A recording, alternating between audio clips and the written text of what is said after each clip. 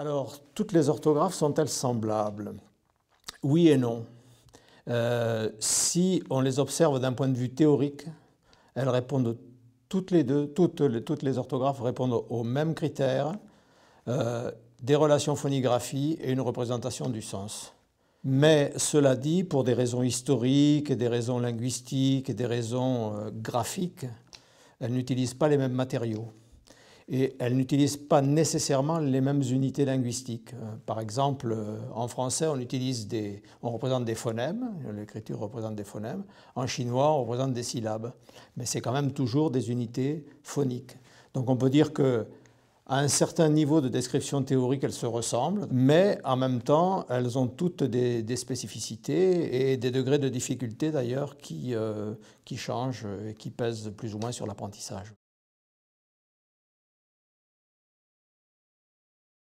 L'orthographe du français est l'une des plus difficiles avec celle du japonais, justement parce que les conditions dans lesquelles elle s'est formée, en quelque sorte, a amené énormément de matériaux graphiques qui n'ont aucune correspondance phonique. Pour entrer dans le détail, il faudrait regarder.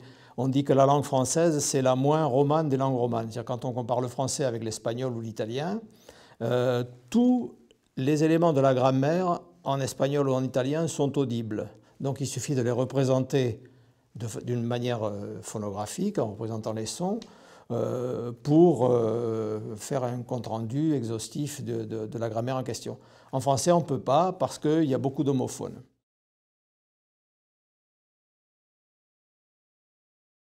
Pour ce qui est de l'enseignement maintenant, pour arriver au bout de cette difficulté, je crois qu'il faudrait que les enseignants prennent en compte plusieurs facteurs.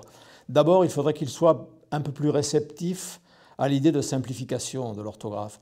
En particulier, on sait qu'on pourrait tout à fait faire l'économie de l'accord du participe passé, ce qui enlèverait un poids extrêmement important. Ça, c'est un premier élément. Je sais bien discutable, mais il n'empêche que ça pourrait être un apport intéressant, essentiel. Le problème de l'orthographe, c'est qu'en France, on n'a pas une idée qui est à la mesure de la complexité orthographique. Apprendre l'orthographe, ça commence très tôt et ça ne finit jamais. Ce qui veut dire que je me souviens de querelles où les professeurs de collège qui attendent que ce soit les instituteurs, ou ce qu'on appelait autrefois les instituteurs, les professeurs des écoles, qui prennent en charge l'apprentissage de l'orthographe et qui leur fournissent en quelque sorte des élèves qui sont formatés. Ça n'est pas possible parce qu'on sait depuis des décennies qu'il y a certains aspects de l'orthographe qui ne peuvent être maîtrisés qu'à partir de 15, 16, parfois 17 ans.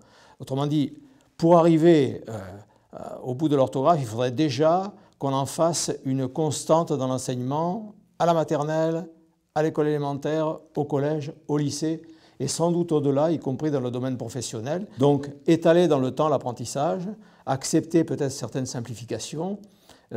Si déjà on prenait en compte ces deux facteurs-là, je crois qu'on pourrait avancer. Je trouve que dans l'enseignement, on utilise trop de métalangage, c'est-à-dire qu'on parle trop d'infinitif, d'imparfait, alors que ce qui va permettre de maîtriser les domaines les plus complexes de l'orthographe, c'est ce qu'on appelle les opérations linguistiques, c'est-à-dire c'est une compétence métalinguistique. Ça va être apprendre.